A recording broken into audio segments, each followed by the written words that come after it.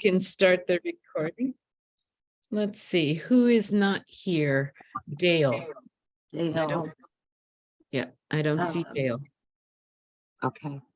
All right. It's 7:00. Let's open our meeting with public comment. I don't see any public here for comment.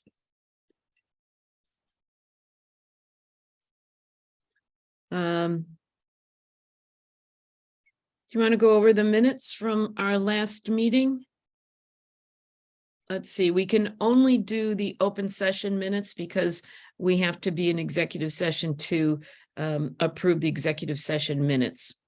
So therefore, do I hear a motion to approve the minutes of January 31st? I move, Jalmus. All right, Stephen moves, I will second. Are there any corrections, changes to be made? I wasn't sent any corrections for that set of minutes. No, that set of minutes, I didn't think I saw any either. Thank you. Okay. Hearing none. Roll call vote. Antonellis, Aye. Stephen, Jalmus, aye. Helmus, Foster, Foster, aye. we still don't have Dale here. Okay. Jacques, Quackenbush, aye. Aye. Molly Moss, Aye. Jeff, and Paleo, aye. All right. All right, so those minutes have been approved and we will we'll work on the executive. I'm sure we'll have an executive session at some point that we'll need to approve other minutes. We're still in the 10-minute window, and I do see that April's here. Do you have a public comment that you would like to make? No, I'm just here to observe and listen. Thank you. Thank you. All right. What do you say? Shall we jump right into it?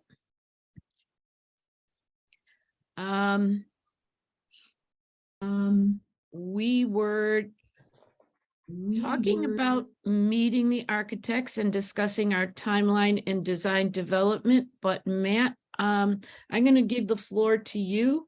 Matt is from Odin's Ello and our potential architect, and I would like you to take a few minutes and talk to us because I hear we don't have a contract. Muted, Matt. Thank you. Sorry about that. We do not have a contract yet, although for all intents and purposes, everything has been agreed to. It's really just a question of how we handle the project budget or the construction budget as it relates to the contract. And it's one of the main things I wanted to talk about tonight. And actually, if you can enable screen sharing, I can put up a document that I think would be helpful to everybody. Let's see. There you are. I think if you Yeah, yeah. my name, The names move around. So as people join, Becky Yeah. has joined us. Okay. all right. Can you all see my screen now? Yes. Great. So there were a couple things I wanted to talk about tonight: the construction cost and overall project budget. Some initial thoughts we have about the project, mainly related to the site and the new information we have about wetlands. And then I thought we could all talk as a group about the schedule. In terms of cost, and we went over this last week with Elaine and Marianne. I think we even made reference to this in our interview with you guys, that the estimate that we had received that was completed in April of last year, we had some concerns about it as a representation of the project that we understand you want, based on the building program and conversations we've had with you. And I'll flag a couple of key things. The first is the estimate is 9 months old. We've seen unprecedented escalation in 2022 of around 10 to 12%. So adjusting for that, you can see in blue here some of the numbers that are associated with these items. Secondly, the program calls for outdoor covered space, a 700 square foot outdoor program space, a 200 square foot outdoor storage space, which is kayaks and other outdoor equipment. Those things are not represented in the cost estimate as far as we could tell, and applying a certain cost per square foot to them, we come up with another number. Since this estimate was done, and in fact, since we started talking with you guys about fee proposals, a solar system design was sort of brought in as part of the basic services. So rather than doing a PV installation after the fact, which is typically how we have seen them done, where it's design build and it's done, a solar ready building is provided, and then the town enters into a contract with a solar provider. In this case, we're doing it as part of the basic services, which is fine, but the cost of that system is not currently reflected in the estimate. We estimate that based on, again, a very rough estimate at this point about size of a PV array, based on the size of the building, we think it's going to be about an 82 kilowatt system, which means at $3,100 per kilowatt, it's about a $254,000 installation for that PV system. Lastly, the escalation that's carried in the estimate, which typically is carried through the midpoint of construction, is carried through June of 2023, but midpoint of construction is actually a year later than that. It's June of 2024. And so again, factoring in a year of escalation that isn't currently in the estimate. And if we try to summarize this and we look at the first number, that's your total estimate from the April 22 estimate. That includes escalation to June of 2023. So as a starting point, we back out escalation from that estimate to get to a kind of good baseline. Then we escalate the project from April of 2022 to today, February of 2023, at 11% per year, for 9 months. So 75% of that yearly escalation. That comes out to $376,999. That's what we think it would cost to do the job today, based on that estimate that was done 9 months ago. Then we add to that the things that are not included in the estimate. Those are the things I mentioned: the outdoor program space and the PV system. Outdoor program space and the $400 a square foot is based on a range that we got from our cost estimator of $400 to $500 a square foot. The estimate that you guys had done, I believe the cost per square foot worked out to about $840 a square foot. Now we know that the outdoor program space is not going to be the same because it doesn't have heating and cooling. It doesn't have exterior walls, but there are foundations, there's structure, there's a roof, there's lighting. There might be fire protection, depending on how that is handled. Is it attached to the building? Is it not attached to the building?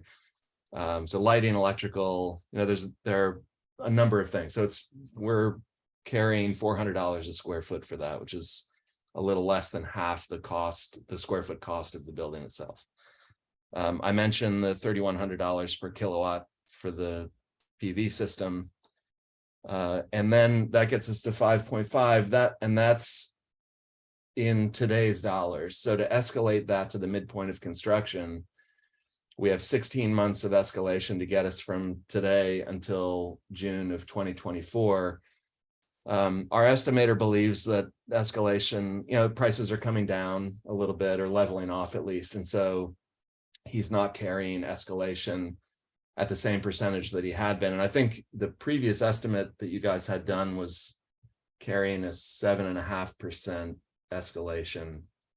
He's saying he thought we could drop that down to between 5 and 6%. So that at 5.5% for 16 months, that's $408,000 roughly. So all of that gets us to 5.968, which is a little over $1 million increase from where you are now. But that's, at almost half of that or more than half of that is escalation and getting the estimate kind of correctly in line with current pricing and where we see pricing going, in addition to the things that just weren't included in that estimate. So because in terms of the contract, because contracts are tied to a construction budget, I'll give you an example. There's a clause in the contract that says if the design of the building results in an estimate that's more than 5%, the cost estimate is more than 5% higher than the approved budget, then the design team is obligated to redesign for free. We know that when we deliver a schematic design estimate in 3 months, that it's not going to be a $4.9 million construction. We just don't, given the scope that is currently described to us, we don't think that scope and the $4.9 million budget are in sync. And so one of two things has to happen. We either have to figure out a way to increase that budget for construction, or we need to reduce scope. And so, again, back to the contract, in terms of the contract, it's really a question of how we either change the budget and refer to an actual dollar budget, which the current contract does not do. Actually, it mentions the approved budget, but it never says anywhere in the contract what that budget is. But the approved budget at town meeting was 4.9 million. And so we are beholden to that budget if we sign the contract as it exists today. And this really just kind of came to light very recently. And so we think that there's a fairly easy and straightforward way around this in terms of modifying contract language so that the budget can be adjusted, and we are not necessarily referencing that number in the contract, but there's language in there that protects us a little bit so that we're not obligated to meet an unrealistic budget. So that was kind of the sticking point with the contract, which is why we are not in a position to have that contract executed today, which we had thought we would be. Thank I don't you. know if anybody has any questions about this. Lauren, I'd like to ask you a question. This 1,051,700, are those all costs that would be included in the 75% reimbursement? As long as they are all construction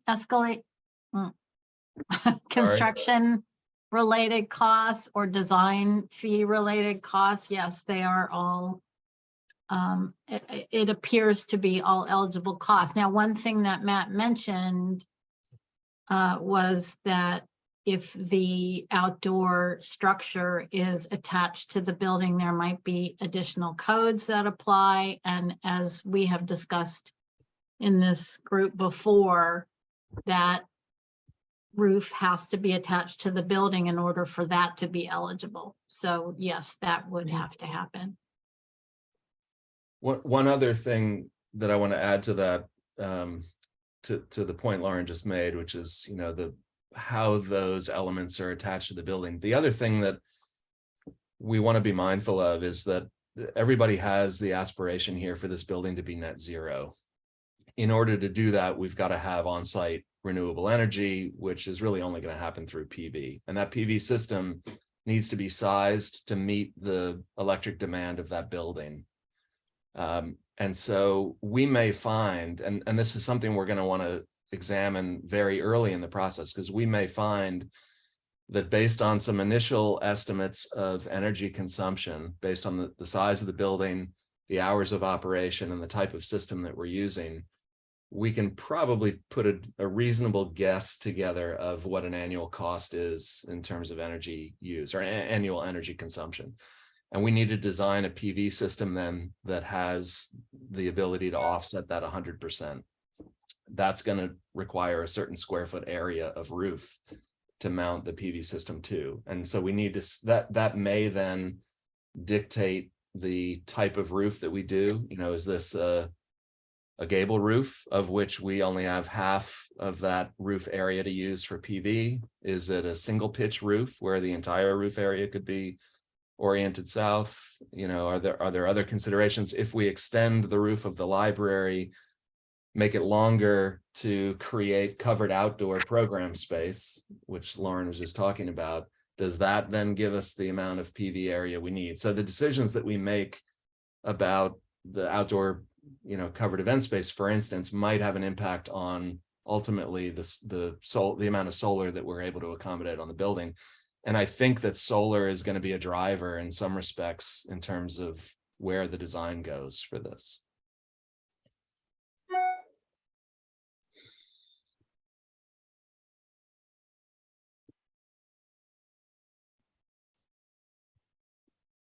Any comments from the committee? I'd like to hear your thoughts. Jeff, I'd like to hear your thoughts.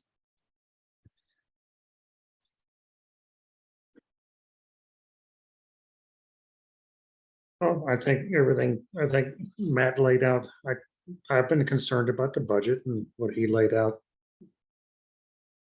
seems to be a good analysis of it. So we're gonna have to make some decisions on, do we cut back in scope or do we find more money? Mhm. I'm interested, I don't know what the language is that you're talking about in the contract that would help protect you, but I don't think that's something that we need to be that concerned about at the moment. And is the estimate that he started with the correct estimate? Was it really 9 months ago? Mhm. Yeah. Yes.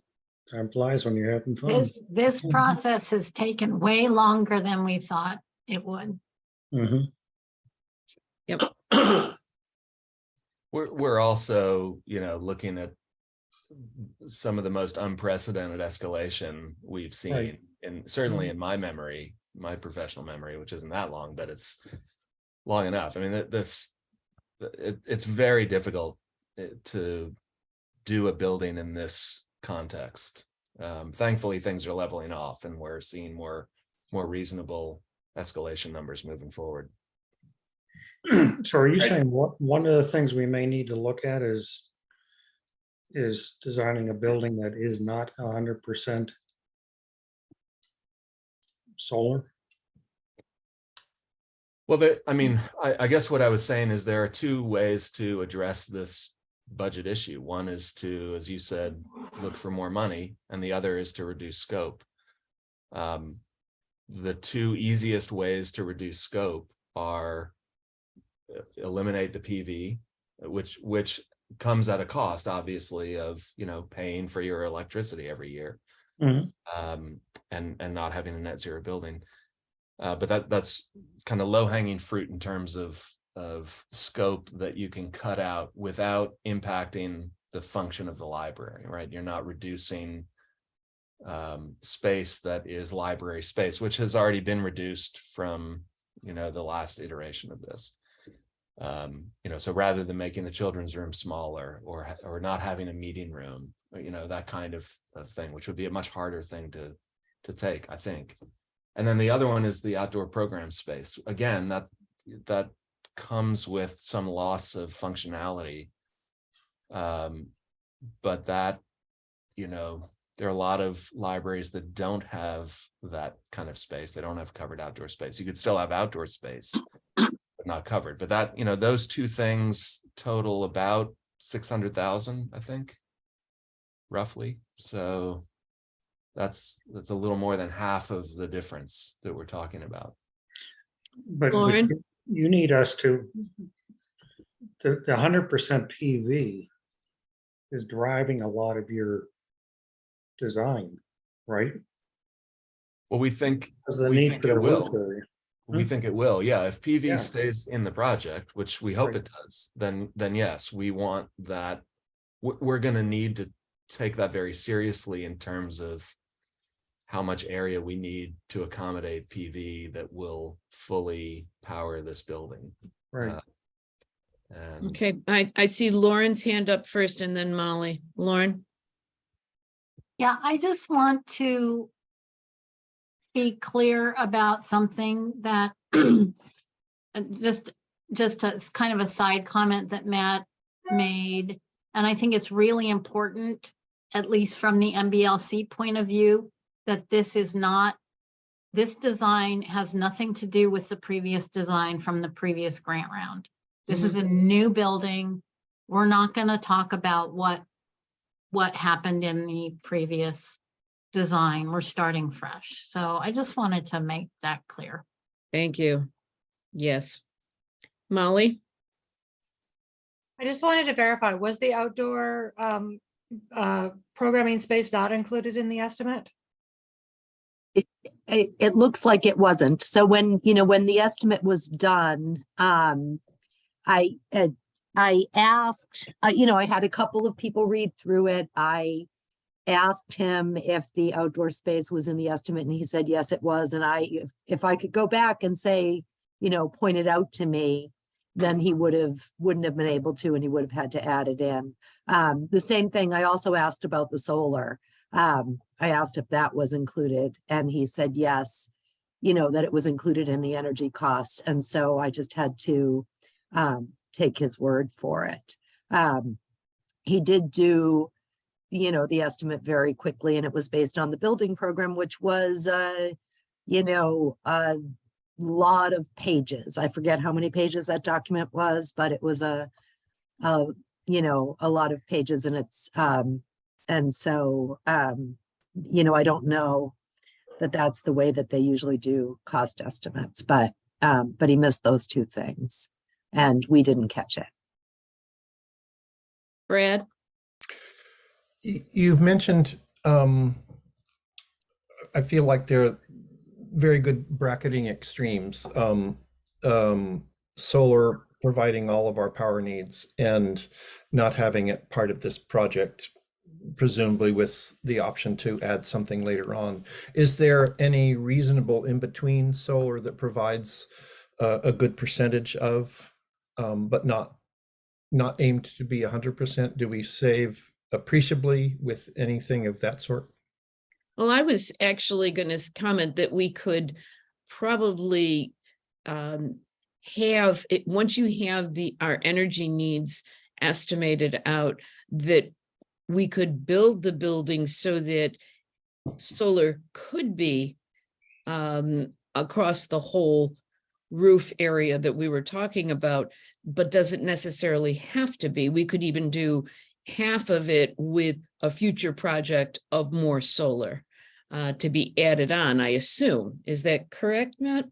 I think that's a safe assumption, yes. And typically when we've done solar buildings, and this isn't true across the board, we have two projects, one that's completed that did solar as part of the construction project, or not part of the construction project, but simultaneous with the construction project. It was bid separately. It was not part of the overall, contractor's bid. And we're doing another one now, a new building in Belmont that is doing solar as part of the construction. But generally speaking, when we do it, we are designing solar ready buildings. So a great example is the Eastham Public Library on the Cape that we did a number of years ago. And that was designed as a solar ready building.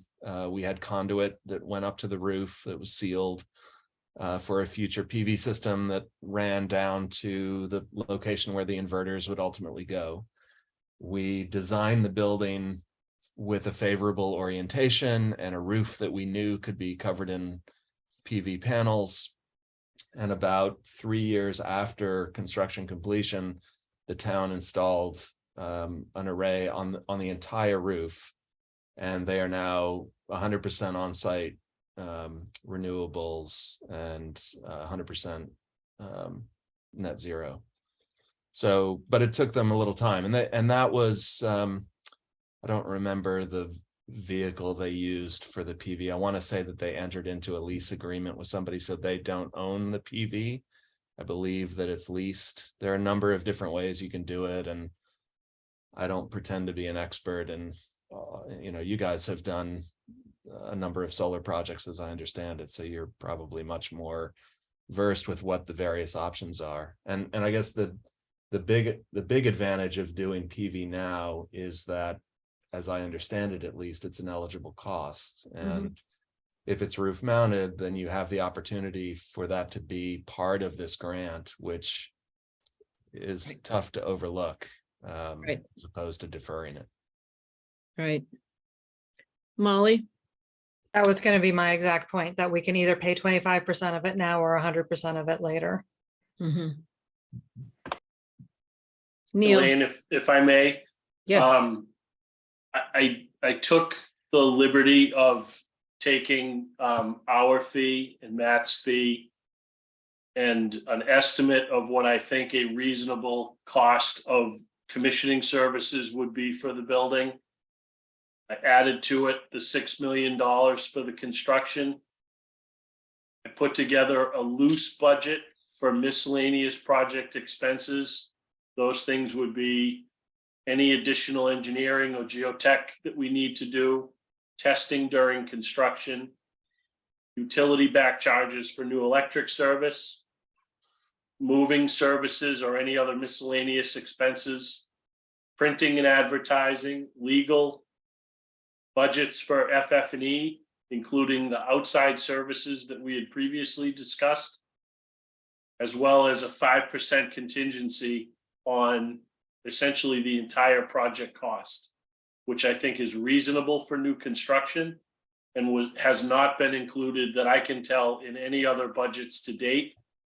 And when you add all those numbers up, just to kind of flesh out the rest of the project, if you will, you're north of $8 million right now, all things considered, at a $6 million budget for construction. So I just sort of, again, everybody can focus on the $6 million construction. That's certainly the largest piece of the puzzle, but there are a lot of other pieces that are still in play, some of which are flexible, some of which are not, but all of which will be additive to the budget as we move forward.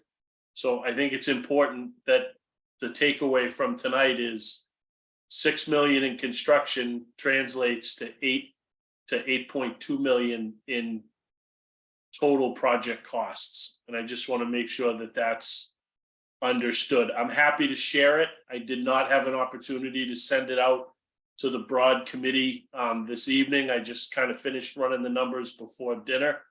But I just want to put it out there. It's something to think about. Thank you. Can I just add that Sure.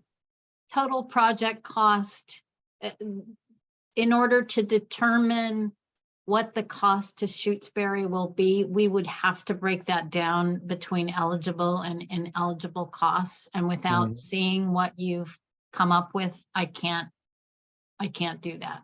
I understood, Lauren, and frankly, I don't know that we can come up with a really good estimate of what the costs will be until we have the building sited and the sort of the schematic design in place, and we make some educated decisions with feedback from the cost estimator involved. Well, we can make some broad statements like the FF&E is not eligible, the geotech is eligible, those kinds of things. So there are broad categories that we can say yes. We can say yes, no, and maybe, at least.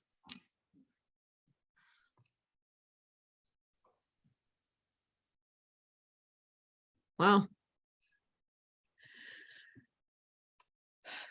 Jeff, you look like you want to say something. No?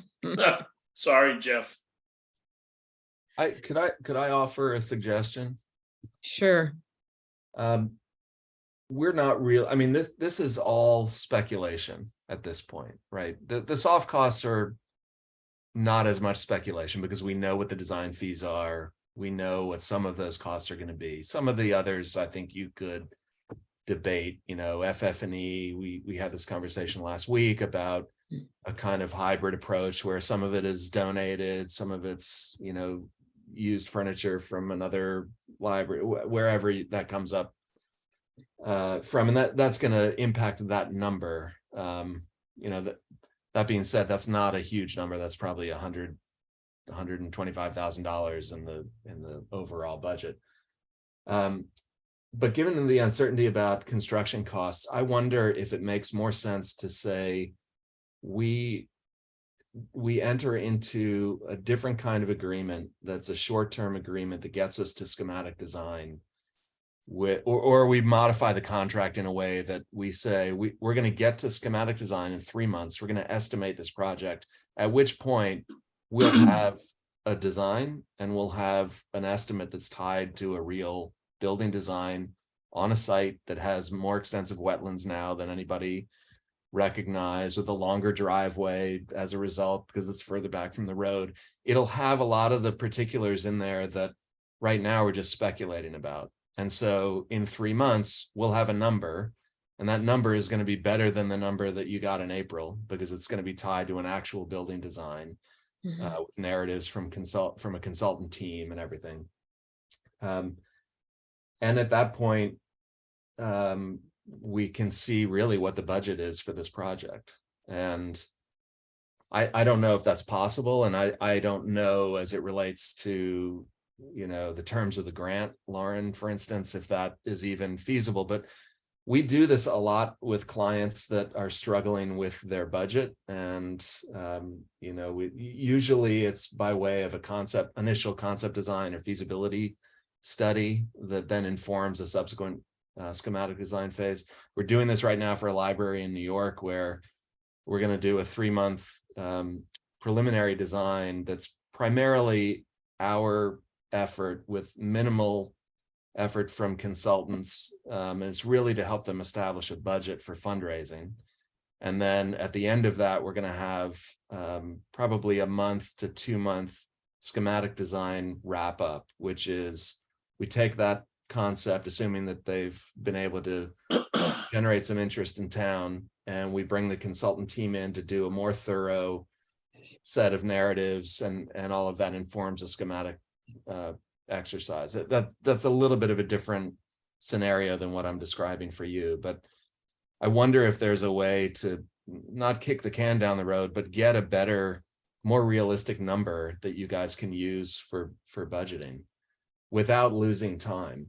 The risk being you do the schematic design phase, and 3 months from now you get a number, and let's say it's 6 million, or let's say it's 6.5 million. I don't know what that number is, but you determine at that point that that's not feasible for whatever reason, and then that's the risk, I guess. But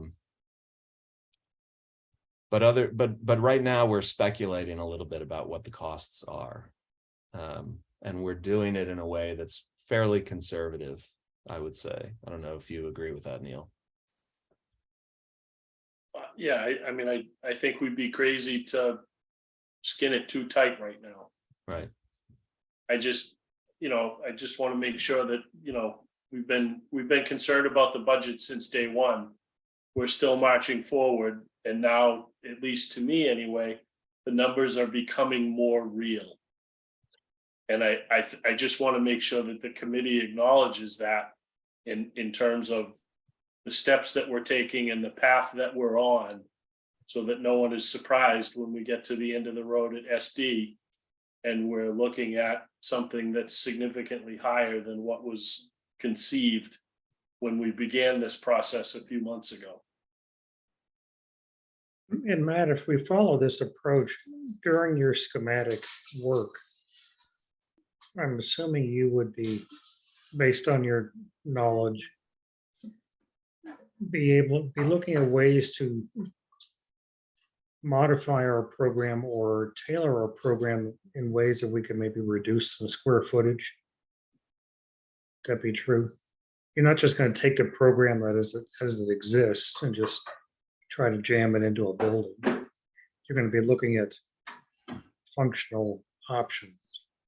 I mean, I think that is, well, I would say two things about that. One, that's easier to do in a much bigger building. Yep. Where often we see opportunities for efficiency. This program could be combined with that program, Mhm. given the different use patterns, and we can consolidate that into a single shared space instead of two separate dedicated spaces. I think that those opportunities are probably less likely here. It's just such a small building, and I wouldn't want to make any suggestions about program reduction, without Marianne and Lauren saying, yes, that's something we can entertain. And frankly, I wouldn't want that to originate with me. I would want that to come from Marianne and Lauren, that, these, having given this some thought, this is where we think we could scale back to reduce square footage. Mhm.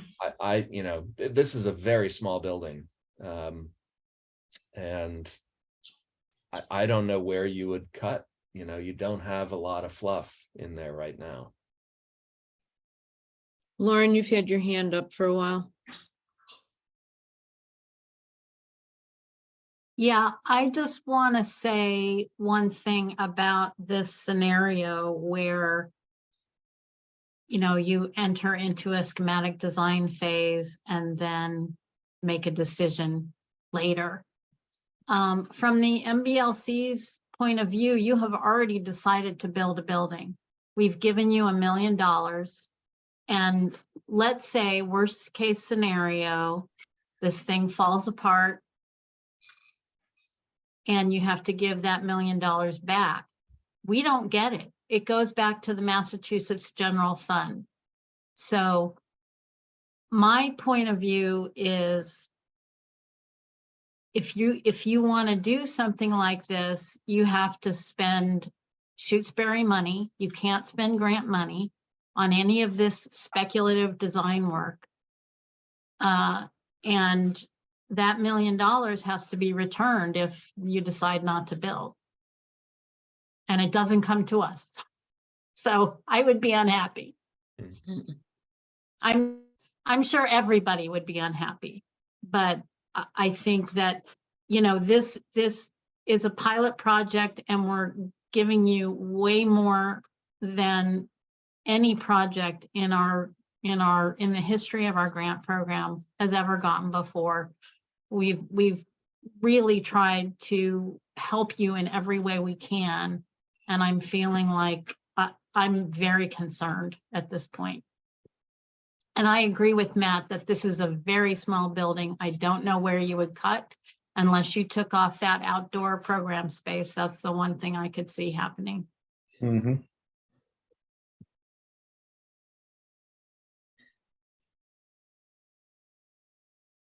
I think we can find efficiencies. When we can certainly let go of the $200 shed, the 200 square foot shed for kayaks, which is estimated to cost $80,000.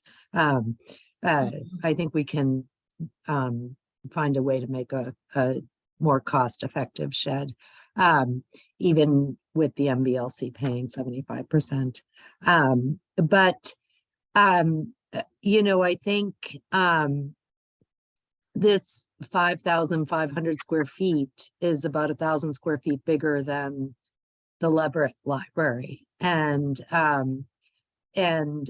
so I think, I think there are things that we can talk about and do, we can, instead of having a kitchenette, we can have a corner of the meeting room that's a kitchen, like so many small libraries do. And then it doesn't have to be, a room with walls.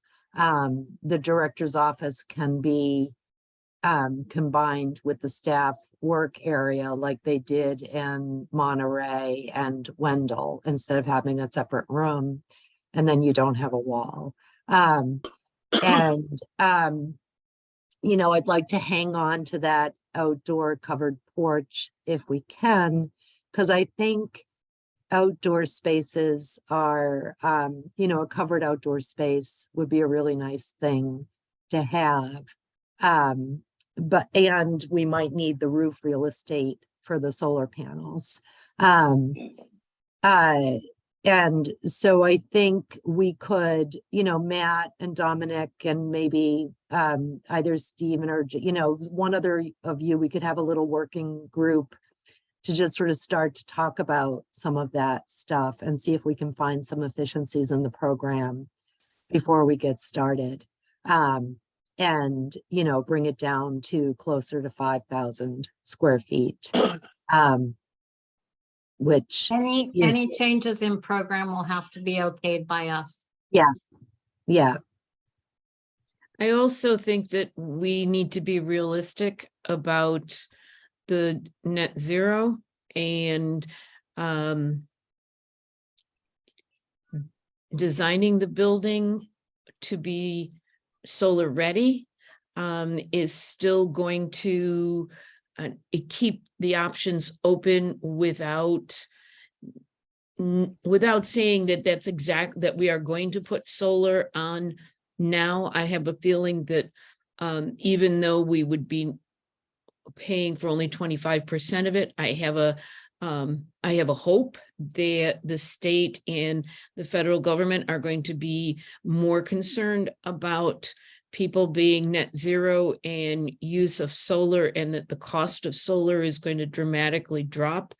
And we might have to settle for that. And I would prefer to settle for that and work on solar afterwards than to cut the building to a point that we have a building that's smaller than we really want to have. Molly, your hand is up. Yeah, this question is for Lauren. I understand that you would have to approve any changes to the program, but am I right in thinking that there's like a percentage change that you don't want us to see go beyond, or am I getting that mixed up with a different? No, Okay. no, there's no percentage. At this point, I mean, if efficiencies can be found, the way our regulations read are that reductions in the size of a building can possibly be found in efficiencies in the non-program spaces. So program spaces, any reduction or elimination of program spaces have to be approved by us. If there can be efficiencies in non-program spaces, which there aren't a heck of a lot of in this building. Is then non-program spaces like where the electrical? that's like mechanical rooms, hallways, bathrooms, stairways, which you don't have, those kinds of things. We'll get rid of all the stairways. Is the kitchen considered, the kitchen and the meeting room are they considered program spaces? We They are typically include program that. spaces. And the director's office is considered a program space? Oh, yeah. Yeah. Okay. So basically, we're going to have teeny tiny bathrooms. They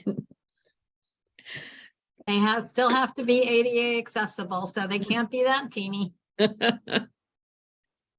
So in light of what Lauren was saying, about the risks of, the project not going forward for some reason and having to return the money, I rescind my offer of doing a sort of initial schematic design. I think that there's got to be a way contractually to enter into a full contract with you and have language in there simply that says, we don't know exactly what the budget is yet. The budget will be established at the end of schematic design, and we'll use schematic design and the schematic design estimate to confirm that budget.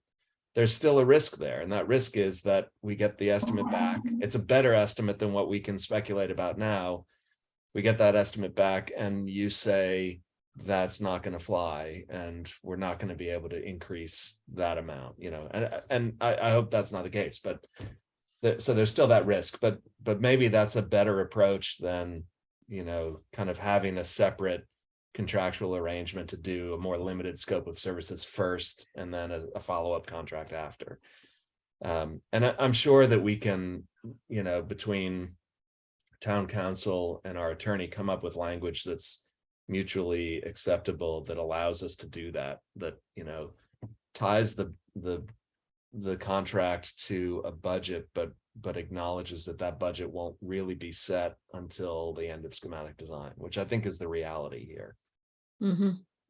Brad? I feel we knew some of this going forward. I mean, we certainly discussed the fact that there was an awful lot about potential cost changes that we wouldn't know a year ago when we were doing that cost estimate. I feel like it doesn't really change the picture from my standpoint. Any way we would have cut this with any architect, with any construction project, particularly given the time frame that it's taken, we would be in this position right now of having some uncertainty.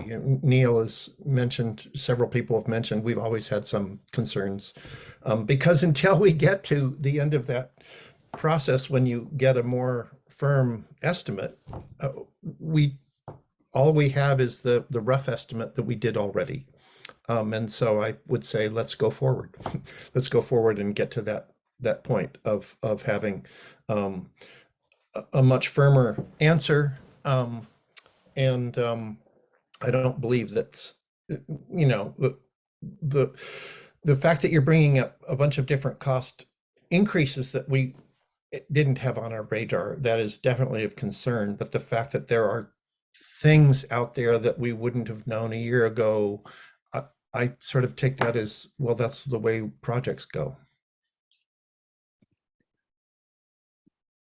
I also want to keep in mind our fundraising doesn't stop as of last year or last month or yesterday, that our fundraising is going to continue, and we're going to continue to be looking for grant money and other sources to supplement our portion of the costs. I mean, we're going to get there.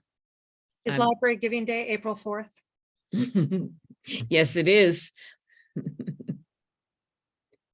I also want to reiterate that, we're first of all, very excited to be working with you guys on this project. And in my opinion, there is no more deserving community in Massachusetts than Shutesbury for a new library. So, and as of last week, we're working on this project. We've got somebody now building a 3D model of the site and the existing conditions.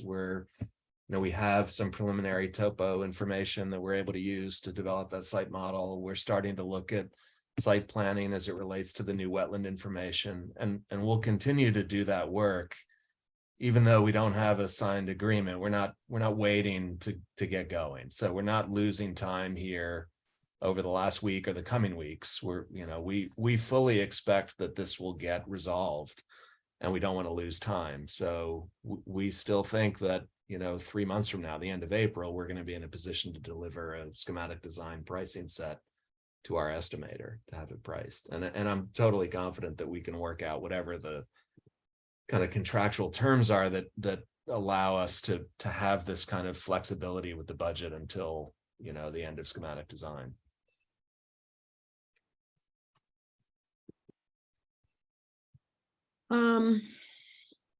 I guess there's the question, and I'm trying to quickly go through my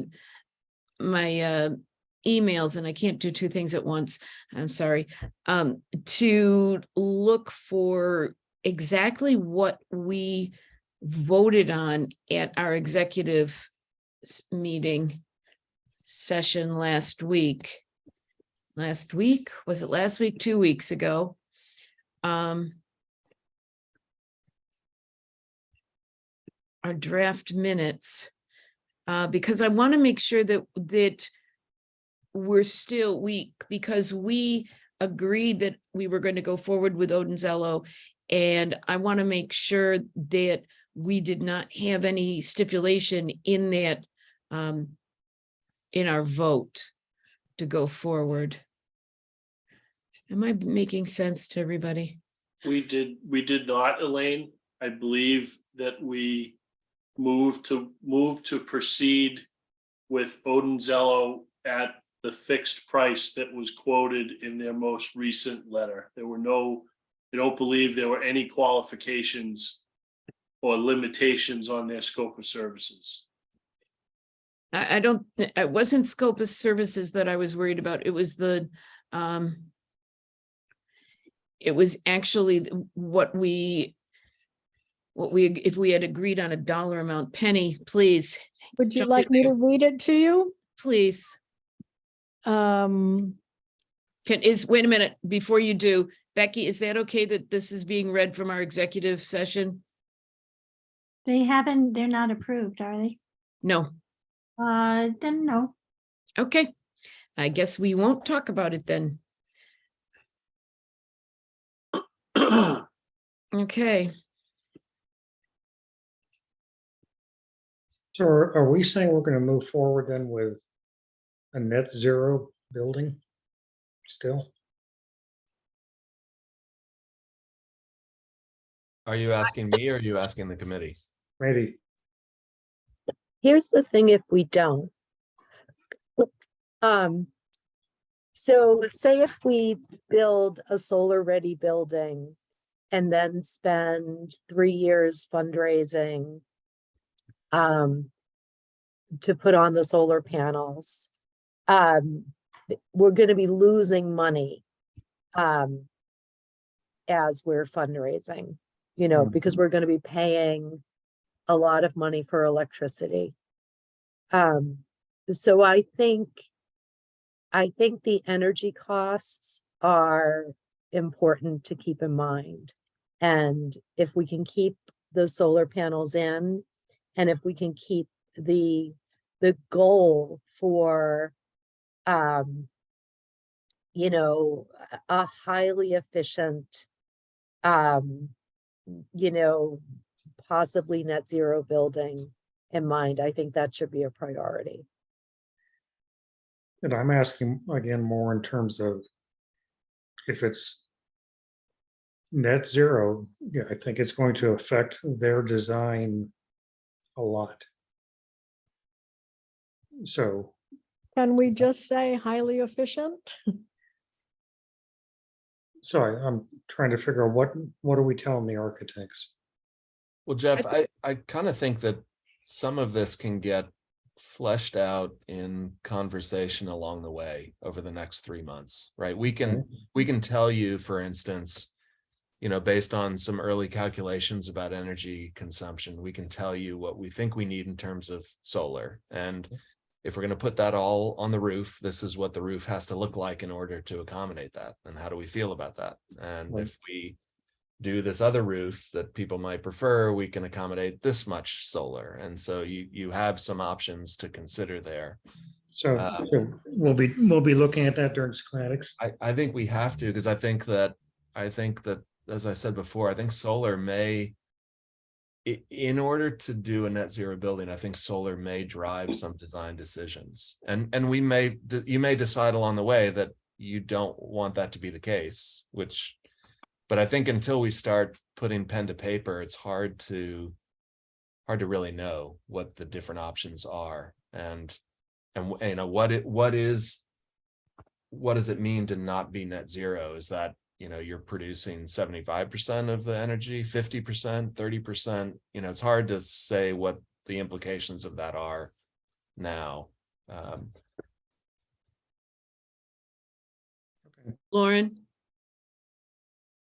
Thanks. I can say, I don't have the documents with me because I'm on my personal computer, not my work computer, but in the program notice and the announcement for the pilot project, we had some language in there about highly efficient, sustainable, and energy saving, resilient, those kinds of words. We did not say net zero. We did not put any like specific certifications on it. So in terms of the grant, you're not tied to that. Just from that point of view, a lesser standard would be fine. Thank Okay. you. Brad? I think this is an currently unanswerable question, but you mentioned that if our aim is 100% is net zero, that could, I forget the word you used, be a significant driver of the design. And my probably unanswerable question is, could it impact the design in a way that lessens the rest of the library? Does it become so major? Does the solar become so major that our original purpose of the library is impacted in some way? I'm sort of assuming that you're not going to know until you get a better sense of what the solar array would need to be, how big the roof would need to be. Yeah, I think, as you say, it's a difficult question to answer now, but I feel like that will get sorted out over the course of the next couple of months. I think as we get into planning this and doing a little bit of work with our consultants, we can start to formulate some answers to those questions. And I think hopefully we get an answer to that question very soon, and we can say that, in an ideal world, we think it will be easy to achieve net zero with, we haven't done a solar project in a little while. So solar technology is increasing, pretty dramatically from year to year. I don't know what the current panels are in terms of yield, and if, 2,000 square feet of PV array now is 20% better than it was, 5 years ago, or I just don't know what the technology is right now. So it's hard to even speculate about it, but it's possible that we might find that we need less of it than we kind of have in our heads, right now, which would be a good thing for the library, because then it's less of a driver in terms of the design. If we don't need as much square footage to accommodate PV, then that's better for us. But we won't know until we get into it a little bit more. Brad, is your hand up from before, or? It's a new one. So following up on what I said before, this is turning it back to Jeff's question. Jeff's question is, what are we asking of the architects? And for me, it's hard to answer that question until we get into what I was asking. My different way to put that is, I don't know what we're asking yet, because we don't have all those answers. We have to get enough forward to have that. I feel like our intention is net zero, and that may need to be modified. That would have been my personal vote for something that's not being brought up for a vote right now. So Jeff, I'm not sure how to answer I think your question is excellent, but how do we do that in the absence of information? I think I feel comfortable when Matt was saying that they're going to investigate and give us options during schematics. Mm-hmm. Yep. And that's kind of what I wanted to hear. And then we'll have to make the decisions as we go through schematics. But everybody keep in mind that we may have to take some big hits. Yep. I don't know if it would be helpful for you guys to see this now, or if this isn't the right time, but we did do, and I'm shifting gears here a little bit, but we did do a quick look at the site based on the ANRAD draft that we got from Marianne. And I think it might be helpful to everybody. Just, I mean, there's not a whole lot to it, but I can share Yes, with you please. Yes, what we please. have, just so you can kind of start to get a sense. So can everybody see my screen? This is the site plan. Yes. This is an aerial photograph with the topo overlaid, and this represents the wetland condition that we had. These were mapped wetlands in 2010. This was where the building was located in the 2010 grant. Just to give you some frame of reference, the yellow dashed line is the 100-foot wetland buffer from these two isolated wetland areas in the northwest corner of the site. We were 172 feet back from the property line to the face of the building. This represents a building, approximately the same size, a little bit bigger, with vehicular access along the east side of the property, which is where traditionally vehicles have entered this site. There's a, gravel driveway there now, I believe.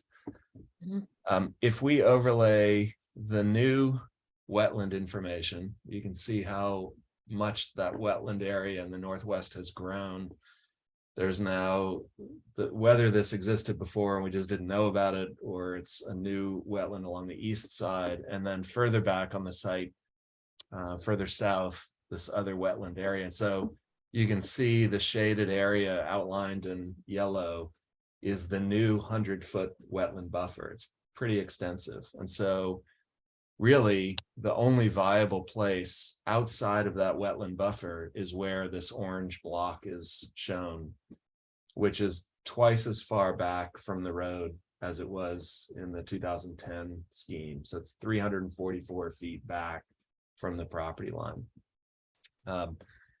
And I'm not saying that that's bad necessarily or good. It's just notable. It's twice as far back as it was before. It's nice kind of meadow in front of it. It's not particularly steep topography. I think when you look at the site from the road and you imagine a building where the existing line of trees are, you'll get a sense of how far back that is. This incidentally, this white dashed line here, I don't know can you see my cursor, by the way? Yes. You can. Yes. Mhm. So this white dashed line is the limit of tree cover, at least as far as this aerial photograph is concerned. That may have changed a little bit, but you can see it's really pushing the building kind of up against and slightly into that tree buffer, and so, or that wooded edge. And so in order to locate the building here, it's going to require a decent amount of tree clearing, not just for the building and the 25 feet of workspace around it that we'll need to build it. But if you want to have any program space on the backside of this building, we also have a septic system that we have to accommodate. The septic, I think we mentioned this in the interview, septic is probably going to need to be mounded because of the high water table. And so there's a question then of where it can go. It's probably not going to be able to be located in the wetland buffer, I'm guessing. And so that may mean more tree clearing to accommodate the septic system. And then there's the well, although presumably the well could be located in the wetland buffer. We'll have to have 100 feet of separation between the well and the septic system. And so where the septic system goes starts to dictate where the well goes. But it's a big site. And as I said, if we're allowed to put a well in a wetland buffer, which I would hope we are, then that shouldn't be an issue. The septic will be more of a challenge probably in terms of its location. The other thing to mention is that, and not that this is the layout that we ultimately will have for driveway and parking. I think this could be consolidated more than what's shown here, but what had been proposed previously was entering into the site a one-way loop counterclockwise with angled parking to reduce the width of the parking. This lot, I think, is a little bit bigger than we need. I think we had calculated 14 spaces that we'll need ultimately. This is 20, so this will reduce a little bit. We had assumed that there would be a bioretention area, adjacent to parking to deal with stormwater management for the parking lot itself, maybe also with piped water from the roof, rainwater collection from the roof. We think that there will be the need for bioretention in other areas, but this now is fully in the wetland buffer in this location. It also probably needs to slide back a little bit on the site potentially to have a better relationship with the building in that location. So there are no solutions here. We don't know what the right answers are. It's just, I wanted to put it up here so that you guys start to understand what some of the implications are of the current wetland delineation. And really it's just, that the building is going to have to go so much further back on the site, and that we're going to end up clearing some of the woods, which presumably also comes with, some approval from Conservation Commission. I don't know the extent to which they are going to be involved in decisions outside of the wetland buffers, but we're going to want to understand very soon what their position is on impacting the wetland buffer, certainly between the 75-foot and the 100-foot buffer in that zone. From this diagram, it seems like we can potentially get the building fully out of the buffers and then only have landscape in the buffers that would be disturbed and then put back at the end of the job to kind of restored areas, which we've done in the past. We just did that on the Norwell Public Library project. We had wetland areas that had to be reconstructed after the fact. We kind of backed our way out of the site. So anyway, to the extent that this is helpful for people, this gives you a sense of what the new wetland delineation means for siting the building.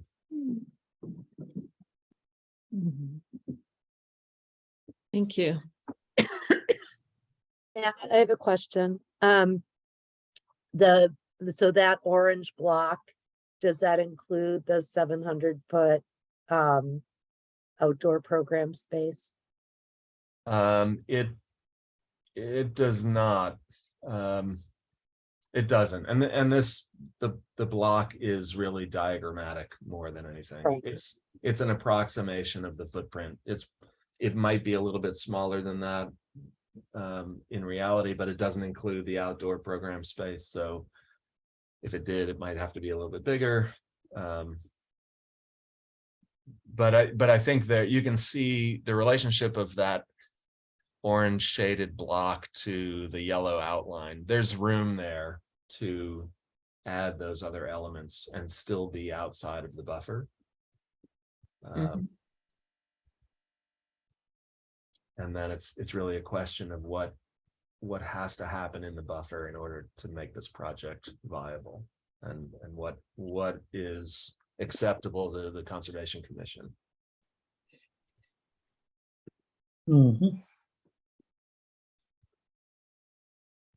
I'll also share with you guys, because we talked about this last week with Marianne and Elaine.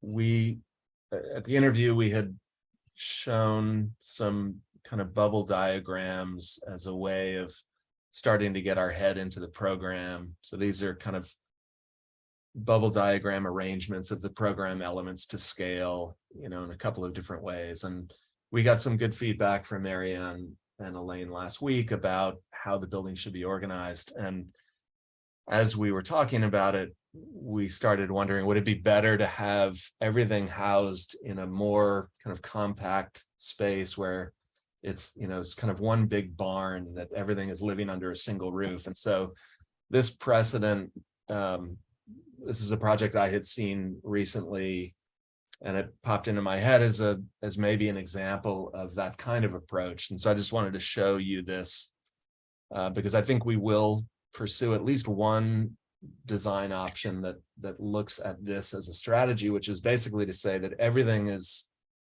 under one roof. This is one big space that has children's, teens, and adults all under, kind of big overriding roof, separated by furniture, separated by shelving. It's a very simple building, and simple generally means less expensive.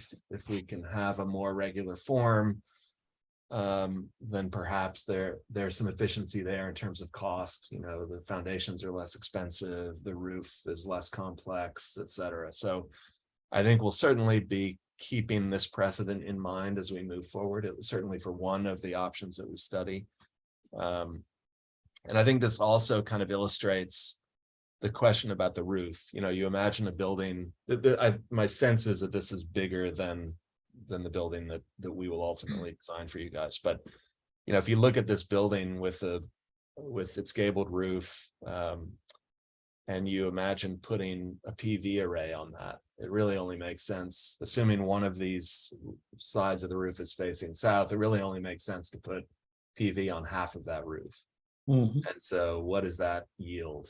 And if this was, and I'm not saying this should be a flat roof, but if it was a flat roof and you add the ability to put PV on that entire roof, then you're doubling the amount of PV. And again, I'm not suggesting that this building have a flat roof, but you can see from this, I think, the implications of the roof design, the roof orientation on what kind of solar array it can support. And we're going to want to try to strike a balance. What's going to give us the best outcome in terms of PV, but what's the right solution in terms of building image for Shutesbury? And that's going to be a little bit of a balancing act, I think.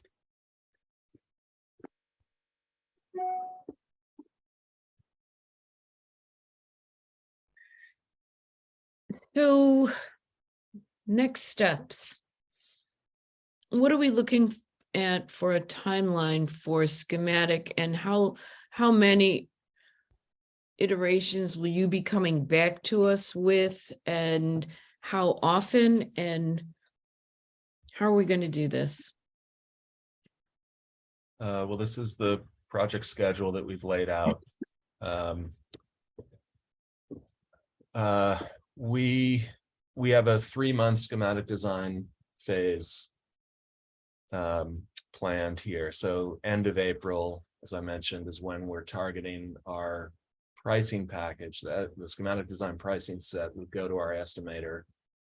It'll take him 2 to 3 weeks to develop his cost estimate, and then we can review it and hopefully make decisions fairly quickly about the cost of construction as it relates to the budget, and hopefully move quickly into design development, which we also see as a 3-month phase, taking us to the middle of August.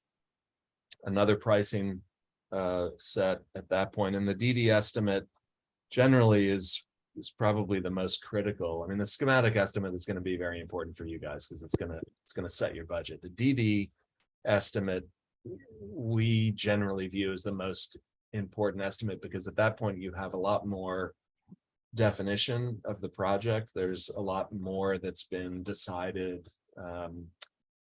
There's more scope defined, and so the estimate is a better quality estimate as a result. And that's really the time in the project when you're confirming that, yes, this seems reasonable, this cost and this scope seem reasonably well aligned. And if they're not, that's the time to make adjustments. So we'll have another pricing exercise and review. We'll start construction documents, assuming all goes well, at the beginning of September, and we have a 4.5-month construction document phase that takes us just past the new year into January, with bidding expected to last about 2 months. That's fairly typical for a public project, which means start of construction in March of 2024, and then call it 12 months of construction. You're looking at a completion of March of 2025. We think that in terms of approvals, as you can see here, we've got a preliminary meeting scheduled, relatively early in schematic design with some of the town agencies. I think it's in particular, it's going to be important to meet with the Conservation Commission. And these are meant to be informal meetings, really just a chance to understand what their preoccupations are, what are the things that are the priorities for them, what are the guardrails here as it relates to their interest in this project or their concerns, so that we know that going into it and we're not trying to play catch up down the road. We also want to meet with the local fire chief, I think, to talk about site access and things like that, and general fire protection questions. We generally also pair that with the meeting with the police chief just to talk about security. That doesn't tend to have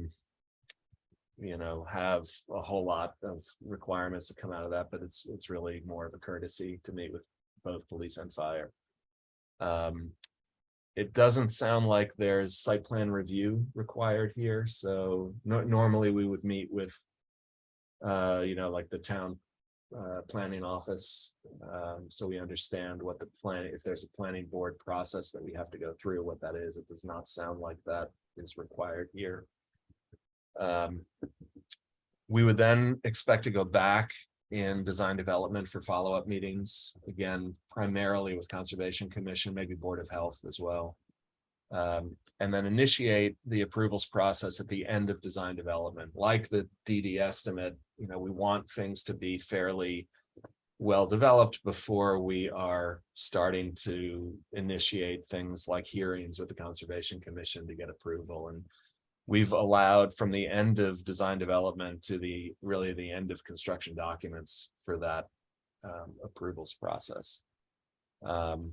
We've also got FF&E design overlaid with construction, so that by the end of construction documents, we have an FF&E package that is ready to be bid. Understanding that there's still some discussion that has to happen there in terms of how that's going to be approached. In terms of meetings, we assume roughly a bi-weekly cadence of meetings. So we had this week of February, week of February 21st. I think this was assuming we were going to meet 2 weeks after our meeting last week with Marianne and Elaine. I think it makes more sense to have our next meeting 2 weeks from today to give us time. We need 2 weeks in between meetings to be able to have the time to develop ideas and coordinate with consultants. So I would expect that our next meeting would be 2 weeks from today, which would be the 28th of February. Yes. And then, and we would just assume that we're going to meet then on a regular 2-week cadence. And we may need to shift that around occasionally, but generally speaking, we try to hit that.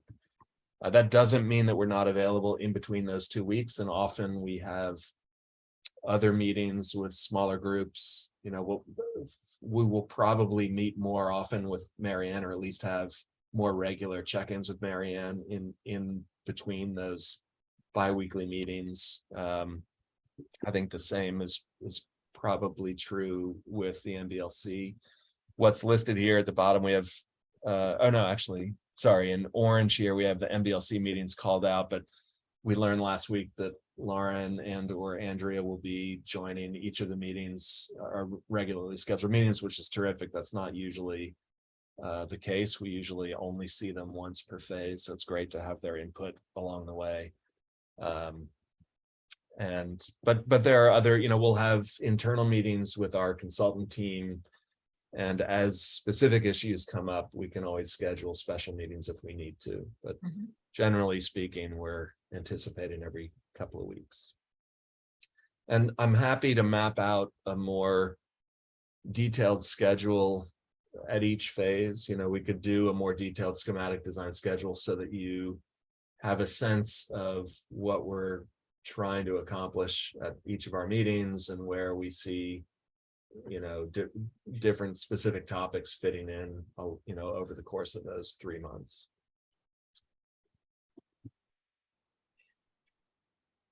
Brad, you have a question?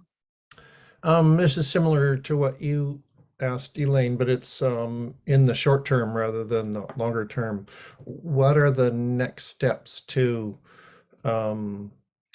resolve a contract? What do we need to do in order to get approvals to get to a signed contract? So assuming that you guys are comfortable with what I was suggesting earlier, which is to move ahead and use the schematic design estimate as the opportunity to confirm the project budget, if that sounds reasonable to you, then I would go back to our attorney tomorrow and say, how do we, adjust the contract language to make that explicit, that it's clear that that's what we're doing. And that obviously that would have to get reviewed by town council, and she'd have to, be comfortable with that language. But I suspect that can be done fairly easily. The challenge is that I understand Donna is on vacation right now, and so I'm not sure when she's back. But I think while she's away, probably our attorney could at least draft up some language that she proposes that Donna could then review when she's back, with the hope being that it's a fairly easy thing to resolve. And I would hope that within 2 weeks, by our next meeting, we're in a position to finalize things and get an executed contract. Becky, do you know when Donna will be back? I don't know for sure. I'm gonna call Tina at her office tomorrow and confirm that. Okay. But if it's an emergency, I will call her. Tonight, it was just not clear enough exactly what needed to happen. Okay. I have a follow-up question. Can I ask that one? Yes. So Matt, thank you for your answer. Now I want to look to the people here who have greater expertise than I am. And for me, that's Becky with town contracts, and it's Jeff with knowledge of construction contracts.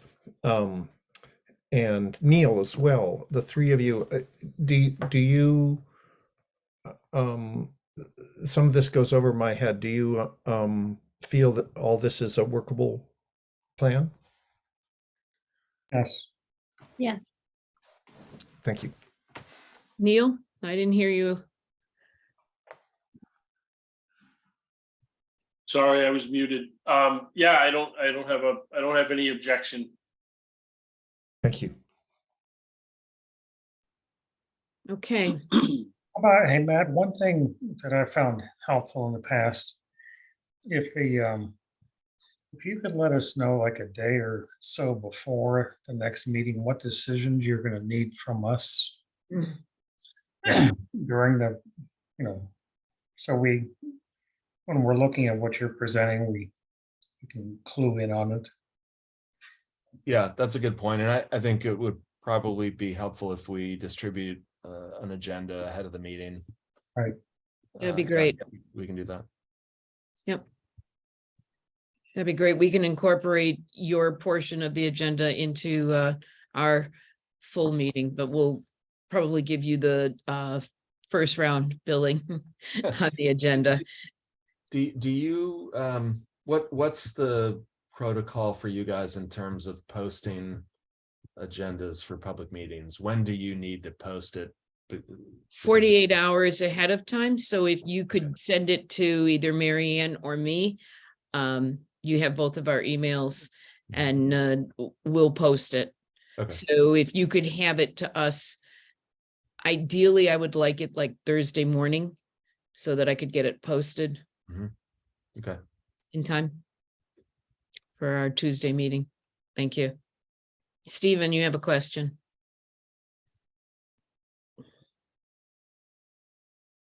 Yes, Matt, will you be able to also supply some of the schematics ahead of time, if they're available so that we could look at them. So then we might be able to come up with some, say, intelligent questions.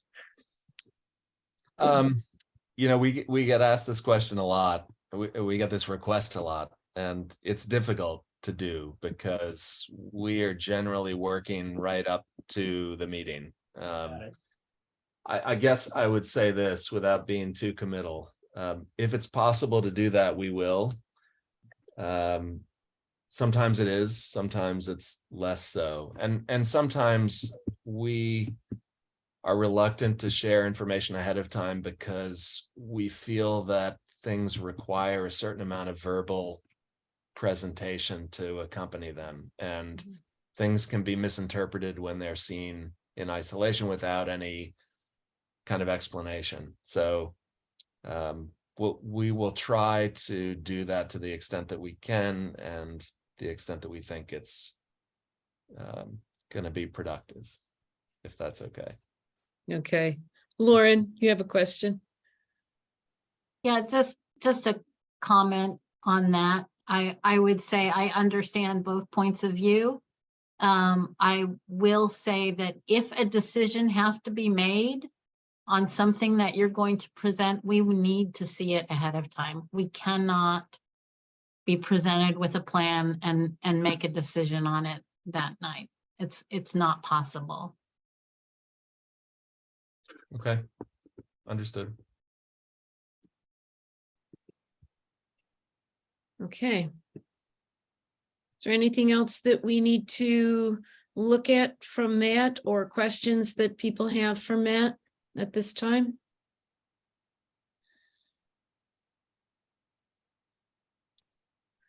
All right. Well, thank you, Matt. And we're going to go on with our meeting, and that is an update on lot 032. Take it away, Mary Ann.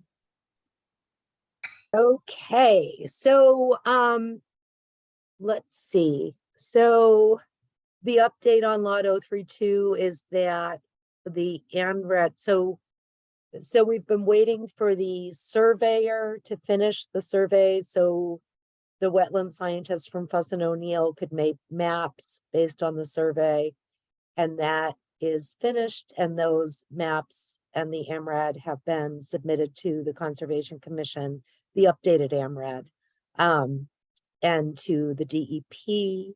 The wetland lines that were depicted that Matt showed us earlier were agreed to by the Conservation Commission at their meeting in early December. And there's a hearing scheduled on March 9th at 8 p.m.